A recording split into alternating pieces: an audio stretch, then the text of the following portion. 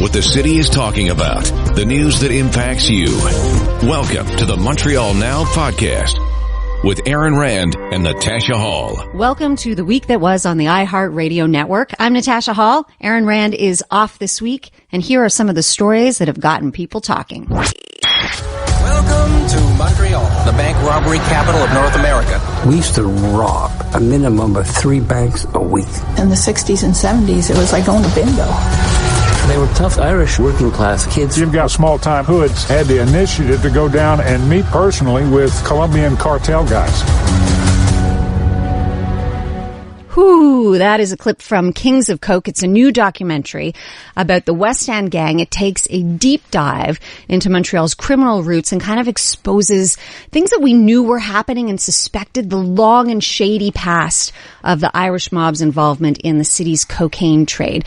And joining me now are Michael KRONISH, who is producer of the documentary Kings of Coke, and Shane Murphy, who did the music for the documentary. Welcome to you both. Nice to be here. It's weird, huh? Because we're friends. So it's, friends. Yeah, it was like that weird little formal thing. And then I'm like, okay, right. We're also buddies. And so it's a little bit strange. And actually, so you and I remember having a conversation, Mike, about this. I don't know how long ago now, but you were saying, I'm thinking of doing this. And you were asking about music. And I remember actually saying Shane would be a great person for you to get in touch with. But before we get to the music side of things, tell me where this all came about. I understand you've been working with a book, someone who wrote a book. Tell us a little bit more about how this all began. So the project came to me through a couple of friends who've got production companies in Montreal. There's my friend Pablo and Phil, and they had optioned a book by a guy named Darcy O'Connor, who's a Montreal writer. Mm-hmm. And he's been around for a long time. He's a great guy. He wrote this book called The Irish Mafia.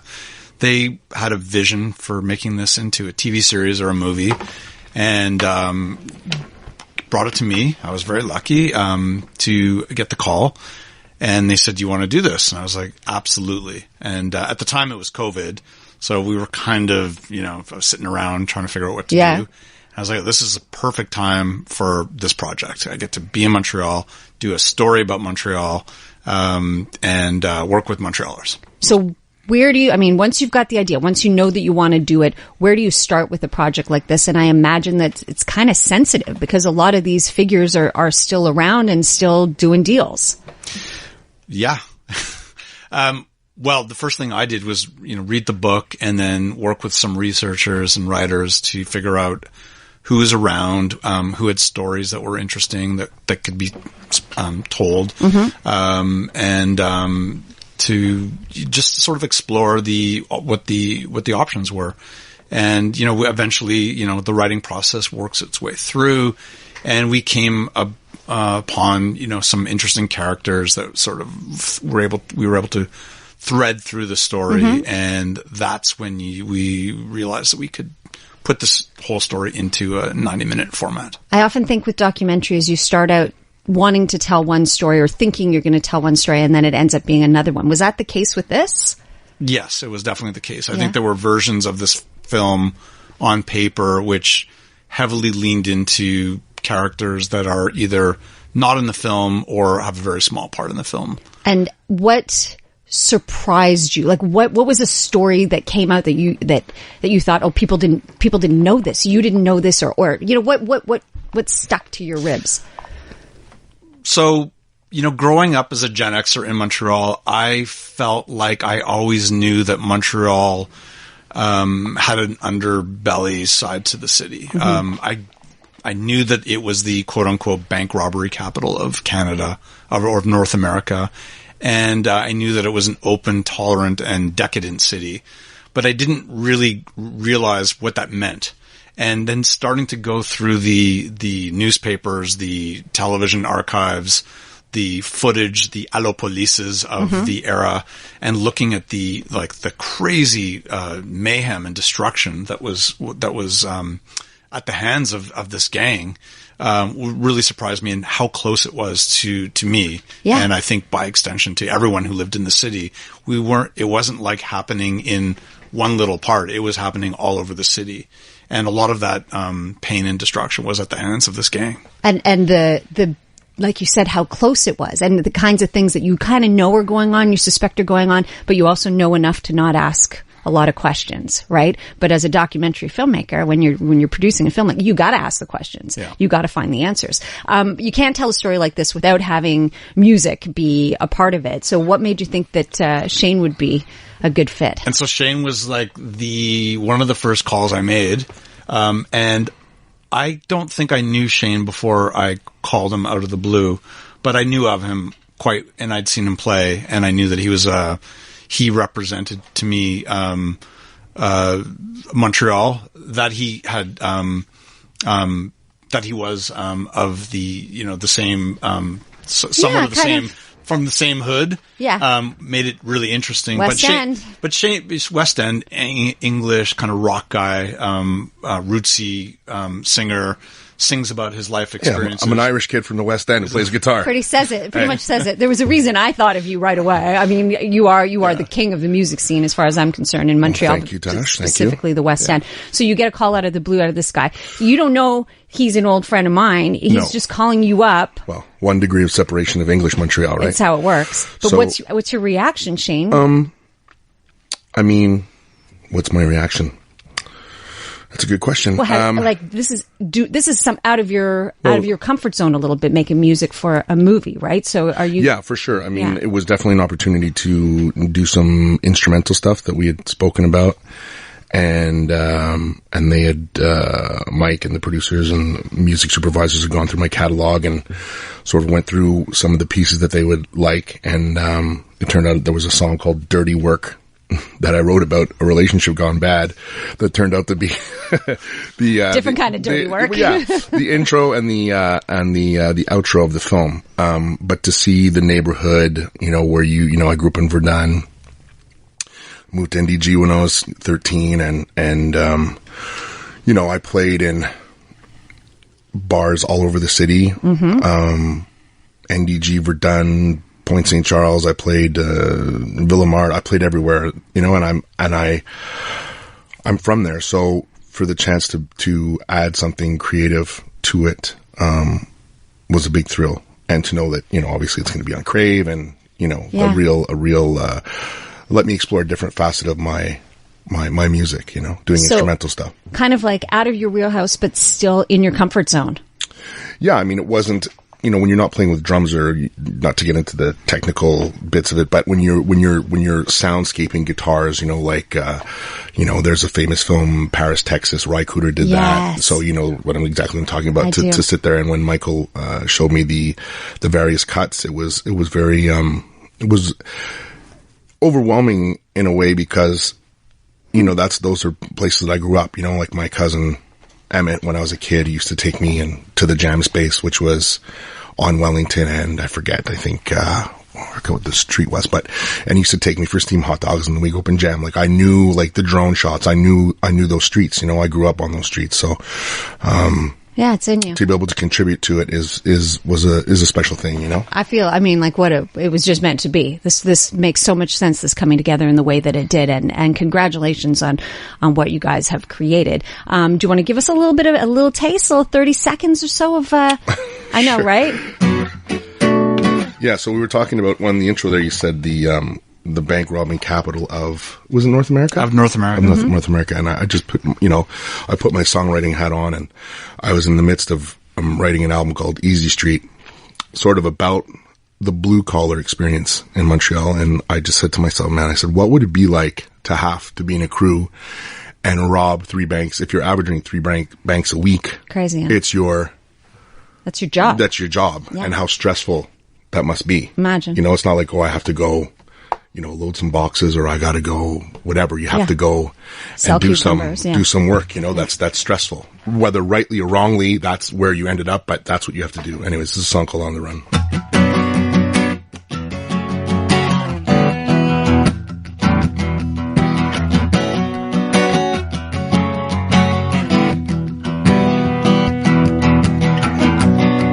I was dreaming of the past. I was moving way too fast, living on the edge, but doing alright. Got to go see my girl Hazel to get me through the night. Life as a bank robber, coming in from the cold, and the youngins are shot up.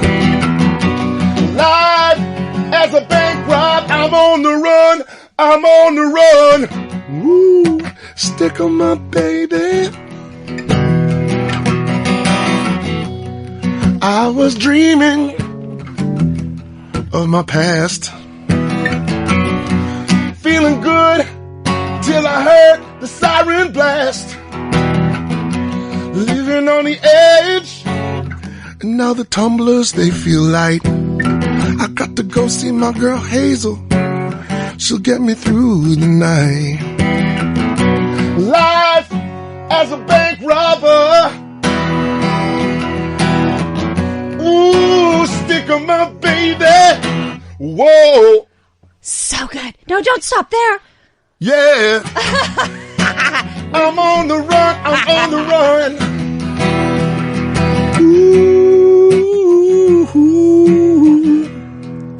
Little Mercy. Shane. Nobody move, nobody get hurt. See, he's in the zone. He brings on the element. He's in the zone. You are the best, man. Goosebumps. I'm looking at my producers. Everybody's just like, woo. We're like, we gotta go. We're late to traffic, but we're like, sorry. Who cares? It's so good. Sorry, at traffic. Thank you. We're all stuck in traffic. Yeah, right? We're all stuck. Traffic update. We're all stuck in traffic. Streaming on Crave. That's where people can find Crave, it. in English and in French. And in French. And a little piece of Chez Nous. It's called Kings of Coke.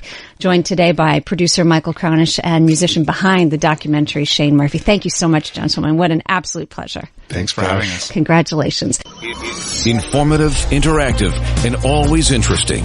This is Montreal Now with Aaron Rand and Natasha Hall. So money troubles, I don't need to tell you, are becoming more and more of a reality, right? The cost of just about everything has been going up and up and up lately. And on top of that, we're now seeing a wave of people declaring personal bankruptcy in Quebec. So I thought we should try to find out what is really at the heart of this, and is there a light at the end of the tunnel? When it comes to personal bankruptcy, should it be a last resort, or in some circumstances, is it really the best solution? Pierre Fortin is president of Jean Fortin and Associés. They have been in the licensed insolvency trustee field for more than 35 years. Monsieur Fortin, thank you for your time today. My pleasure, Mrs. Hall. So let's talk about what is the root cause of this. I mean, I think we know prices are on the rise, interest rates have gone up, inflation is up, but does that mean that automatically results in more personal bankruptcies? Well, that pre-pandemic, there was about 25% of the files were due to job losses. Another 25% were breakups, 10% health problems, and 40% was just general over-indebtedness. Now, after the pandemic, what we are seeing is a lot less impact for job losses, right? So if someone loses their job, they can find another job pretty quickly. So at least on that end, things are looking good.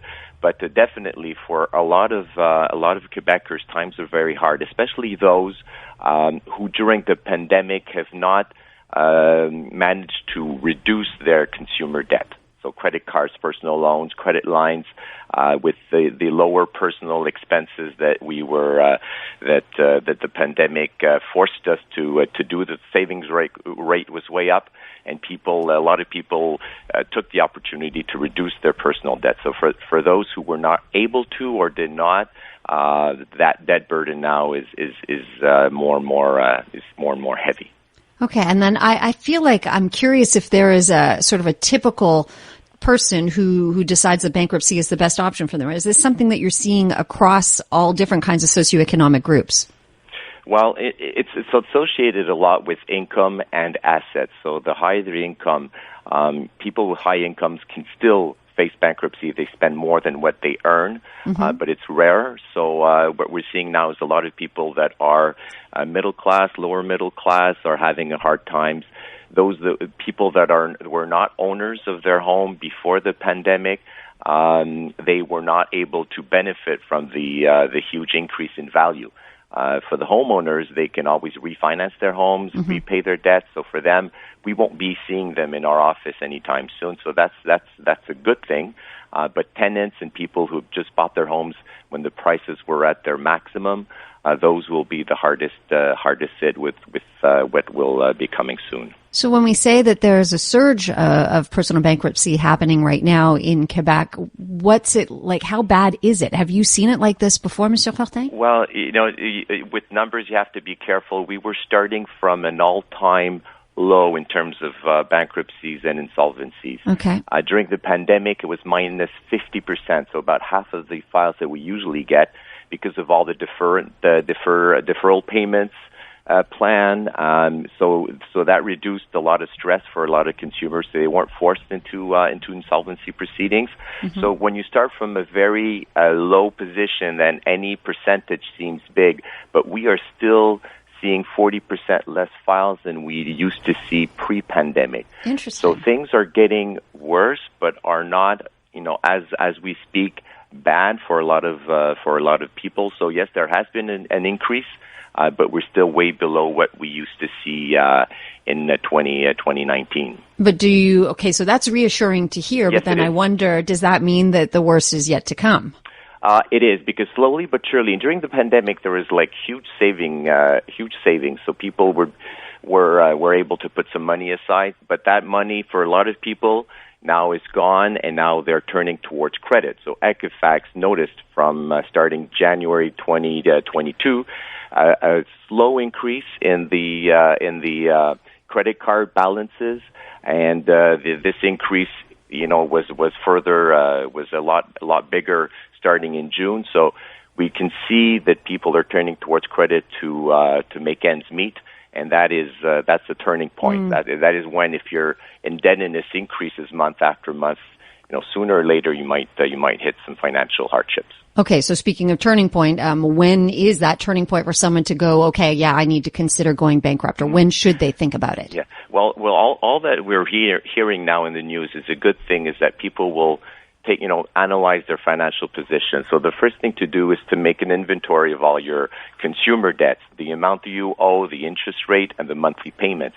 The rule of thumb is that you should not be spending more than 15% of your paycheck on these monthly payments for all the unsecured debts, so credit cards, credit line, and personal loan. If you do spend more than 15%, then you're more at risk, because then the consumer debts weigh too much, or might weigh too much in your budget, and might give you problems to pay your mortgage or other personal expenses.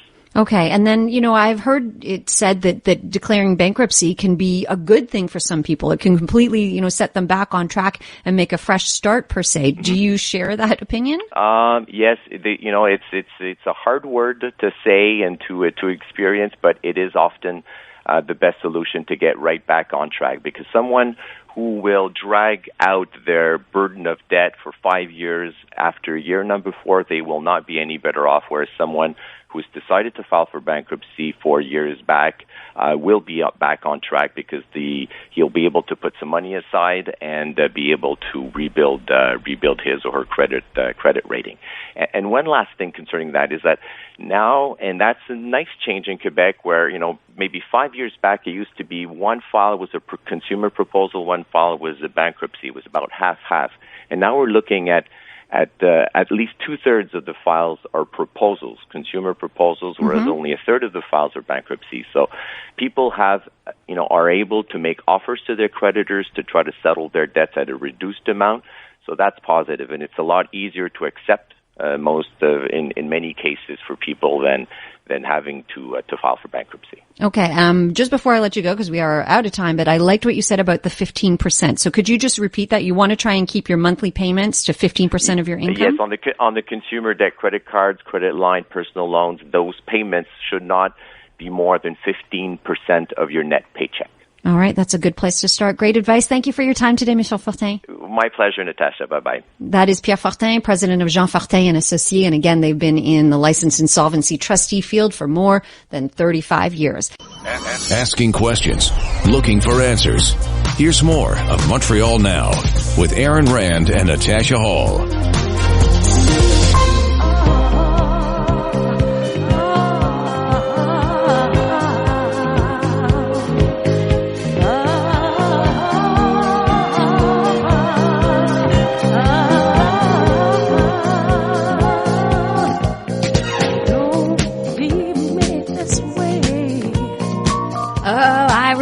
dancing around the living room with my mum to this song when I was just a wee thing, and I can picture the album cover right now. Thelma Houston, dressed in blue, looking oh so glamorous, like the iconic disco queen that she is.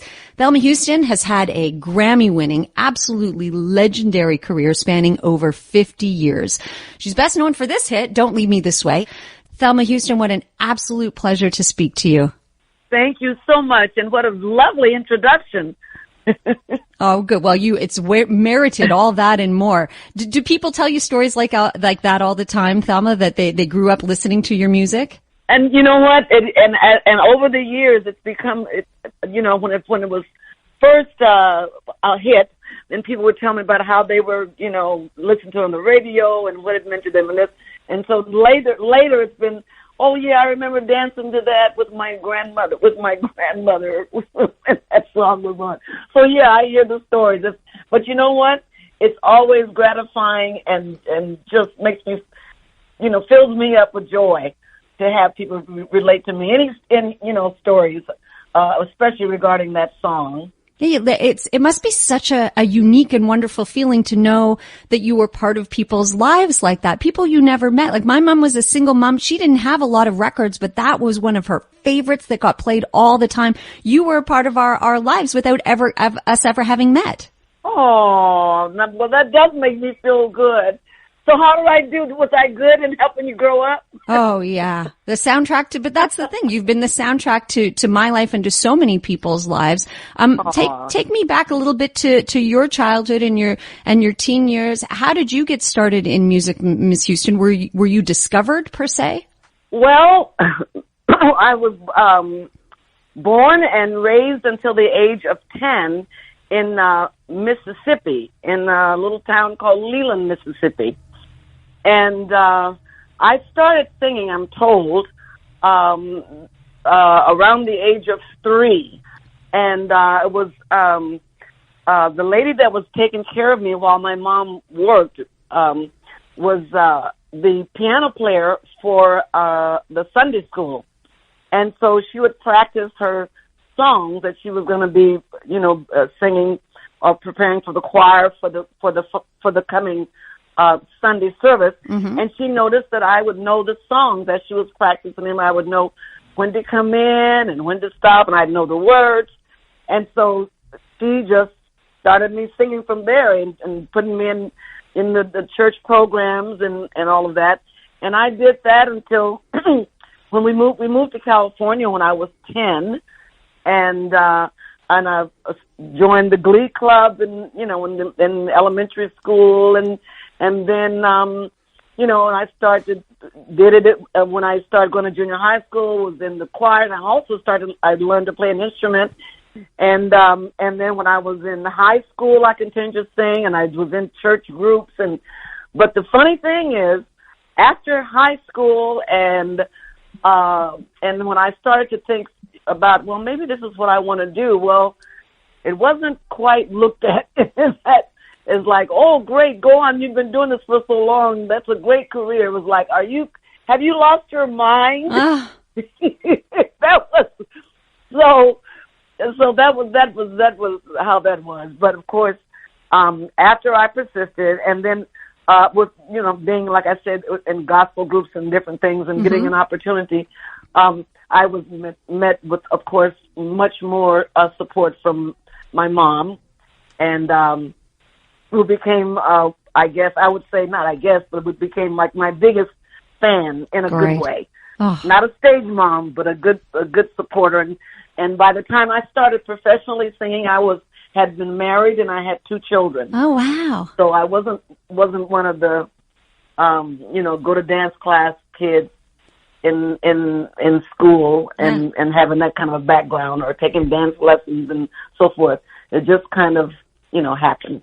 I love this idea that your mom became your biggest fan, not a stage mom, but like your biggest fan. What would you say in this incredible career that you've had, again, spanning over 50 years? What's your proudest moment, Thelma?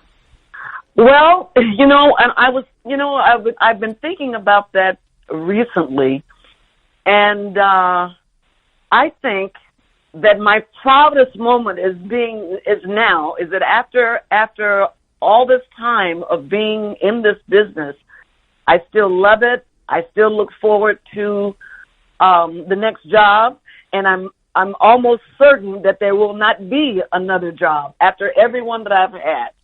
So I think you're safe. I think you're okay. It's the fact that I've had this kind of career, and I'm still excited about it. Yeah, what a blessing. That's amazing. And you're still performing all over the world, but I bet that things have changed drastically in the music industry. So tell us a little bit about what it's like now compared to what it was like earlier in your career. You must have seen some very diverse things. There have been obviously, of course, lots of changes. Technology had a lot to do with it. I think the advent of MTV and videos and that had a lot to do with it, and it had a lot to do with on the one hand of getting music to a broader I guess spectrum of audience, because of the technology.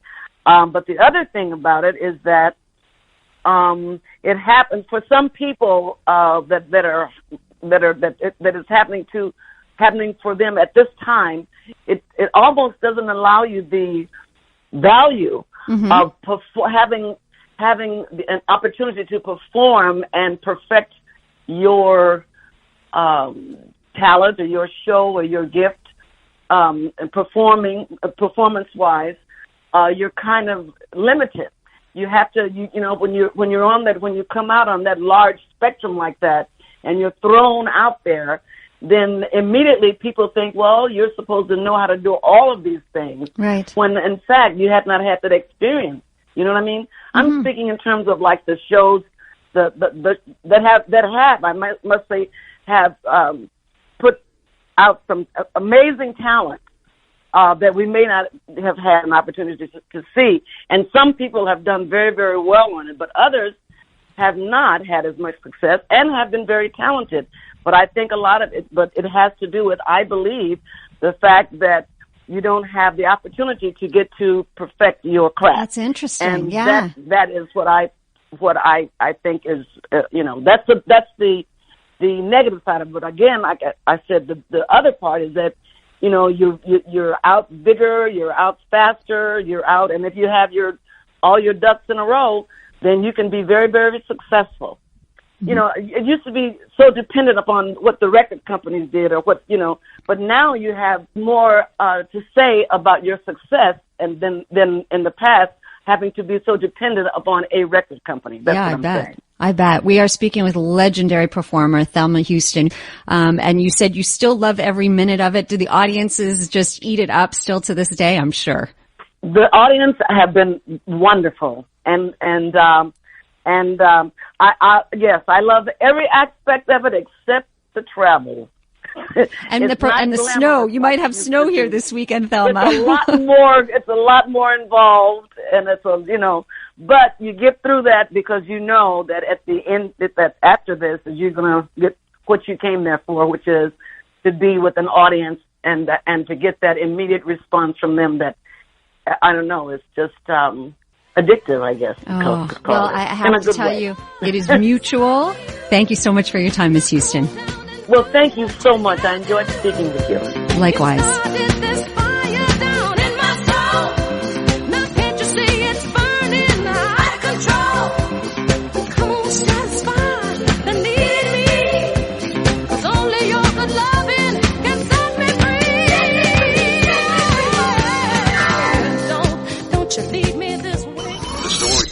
The stories in the news that are worth your time. Montreal Now with Aaron Rand and Natasha Hall. I'm lucky enough, I booked my travel a good long while ago, and I'm going to stay with my dad and my stepmom, so I'm going to save some bucks there. But if you are planning to travel for the holidays, or even thinking about now starting to plan for March break, be prepared for a sticker shop. It is always expensive, right? If you're thinking of traveling over American Thanksgiving, Christmas, New Year's, you think, can it really get any worse? Evidently, It can. And travel experts are saying the best deals for airfares and hotels are already gone. On top of that, we know travel's been a bit of a nightmare lately, right? So how complicated is it right now? What do you need to know? That is when we turn to Christine LATREMOILLE. She's the director of Uniglobe Travel Agency in Dorval. Thanks for your time again, Christine. You're very welcome. How are you this bright and sunny, warm afternoon? Oh, I know, isn't it? It's just positively balmy out there. I've got my umbrella drink. Oh, my sunglasses, not quite. It's all gray and dreary.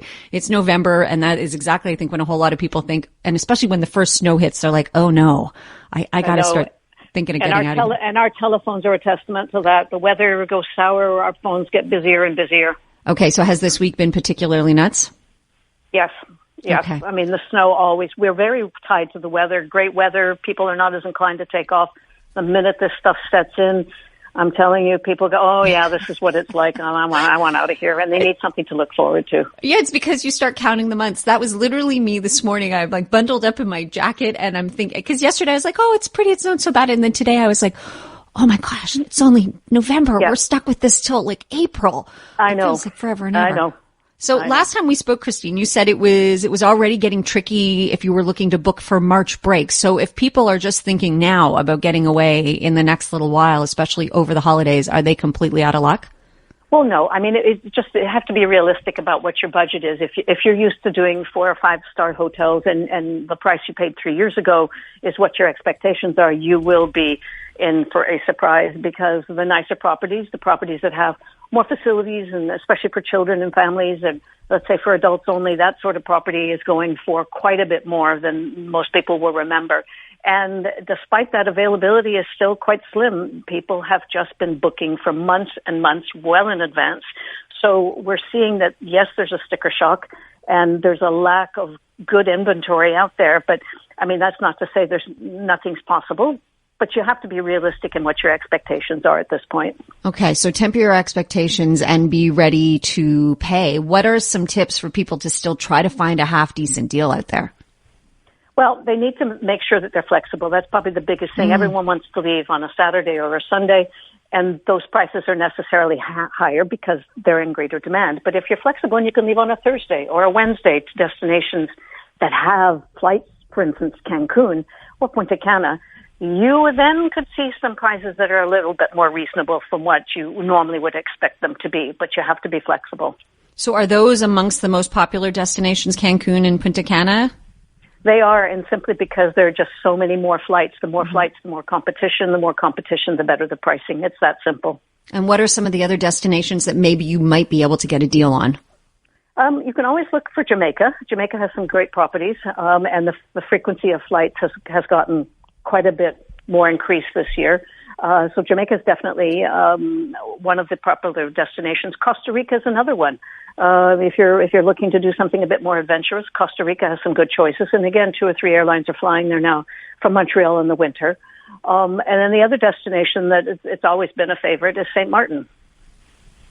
I've heard wonderful things about St. Martin's, but I have heard that it is very expensive, especially once you get there. Well, really the way to do St. Martin is just to take the hotel and the airfare and eat out. It is such a wonderful destination for fine dining on the Dutch side, the French side, the pastry shops, the great supermarkets. I could go on and on. It's a great destination for good food, and you're almost wasting being in an all-inclusive. Okay. All right. That is good to know. Thank you. And I'm thinking about the fact that a lot of people are feeling particularly tight these days, right? Like we've got expenses right, left, and center. But your experience is that it's very busy right now and that people are finding a way to pinch their pennies and make sure that they can get away. Like that's a priority?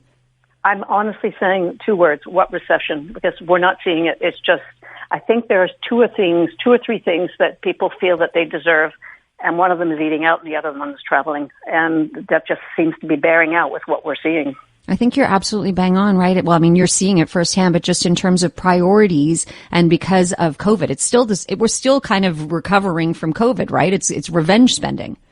We are, but I think there's a lot to be said for what travel does to restoring your spirits, to give you a broader view of just life in general in different cultures. And it really does you good. It's almost like a dose of medicine. So if people can afford it or stretch their dollars or I don't even put it on their credit card or whatever, that's what we're seeing. And then I think it's almost an essential part of restoring your balance, shall we say. Yeah, I so agree. We're speaking with Christine LATREMOILLE, director of Uniglobe Travel Agency in Dorval, finding out what we kind of need to know right now if you want to book something and what it might be like to travel. Just before I get to some of the questions about regulations and how complicated it might be, if people are looking for March break or even to next summer, the idea is sooner is better. They should be on it now. Absolutely, especially for the summer. As soon as school is out, it's high season again, just because everyone's on vacation. So, yes, get on it now. If you're thinking about doing that, get on the phone. Okay, great advice. Thank you. And then when, I was saying it had been such a nightmare. All we heard for the last, I'm going to say 6 months is just how awful traveling was, whether it was trying to get your passport, the luggage delays, the luggage going missing, the vaccination, protocol, masks on planes. I mean, you name it, Christine, everything has been kind of dealt with in the last 6 months. What are we looking at right now? What does actual travel look like? I have to say, the page has turned so far, so good in terms of we're not hearing any luggage issues. We're hearing very little about canceled flights. The normal routine commuter flights, from here to New York or Boston or LA, that sort of thing, they still have some problems with delays. But in terms of vacationers, we're seeing things are almost back to normal. There has been one significant change in terms of a lot of people thought they would circumvent losing their luggage by just bringing carry-on. And there have been a couple of carriers now that are saying, well, you can bring your purse on board, no problem. But if you have another carry-on or a backpack, you're going to pay extra for that, which we've never, ever seen before. So the airlines are getting, shall we say, a little savvy with people's shortcuts to avoid check luggage fees and check luggage hassles. But for the most part, all the nightmares we were hearing about 2-3 months ago seem to have been resolved. Okay, you can tell me if you're not comfortable answering this, but I immediately want to know, who are the airlines that are cracking down? Who do people need to be worried about? Well, Sunwing for sure is now charging for a carry-on. So as I said, you can have a purse, you can have your briefcase, but if you've got a backpack or a small overnight bag or that sort of thing, you will be charged $25 to bring it on board.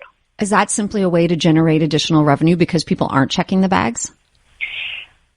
I think it's twofold. I think that the crowded overhead cabins, bins, I should say, are a problem. Mm-hmm. And either way, I don't think it's costing the airline anything more because weight distribution on the flight is what it is, whether it's in the overhead bin or if it's in the hold.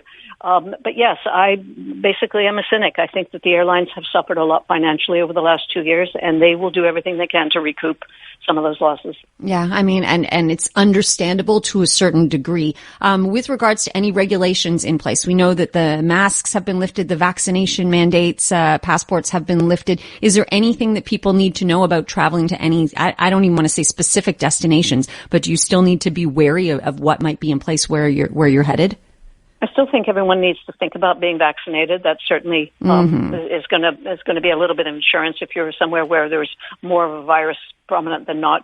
But the other thing people need to remember, though, even though the Arrive Can has been discontinued in terms of being mandatory, it's still a great idea to complete it because what it does is that actually it pre-clears you for when you land. So you're no longer going to have to line up. You're making your declaration on your phone, on your app, and you get a printout and off you go. So it speeds things up enormously at the airport. So it's still a great idea, although not mandatory. So that's a really good tip for making the return home a bit more pleasant. So download it before you leave so that you're ready to go and you can fill out that information. And are there still, is there still a lot of COVID cancellation insurance or are those days gone now too? You can buy COVID cancellation, or it's COVID cancellation insurance is the same as trip insurance. Basically, you're too sick to travel, so it's one and the same thing. What's still available is COVID insurance for medical issues while you are away. And the difference is the COVID insurance is specifically lower coverage for anything else, whereas the regular medical insurance covers you for medical, but it has a much higher rate of coverage, and so the premium's a little bit higher. That's really the only distinction. Okay. I have to say, Christine, every time we talk, I'm so impressed with your wealth of knowledge. Thank you so much for sharing it with us once again. You're so welcome, and have yourself a great March break. Oh, thank you. Well, I'm going away next week. We'll pretend it's March break. Thank you, Christine. Okay. That is Christine LATREMOILLE, the director of the Uniglobe travel agency in Dorval. Yeah, I'm going to be headed to Mexico next week, actually, to see my dad and my stepmom. Aaron is away right now in some wonderful destination. And if, I know sometimes it hurts to hear about people traveling if you're tight on money, but you can always try to do, something like Christine said, to bring yourself some joy, because it is so restorative. It is so good for your soul. And I know it is expensive, and I do understand how lucky I am to be able to do it and to mooch off my parents. This has been the Montreal Now podcast with Aaron Rand and Natasha Hall. Listen live on your radio weekday afternoons from 2 to 6 on CJAD 800 or through the iHeartRadio app.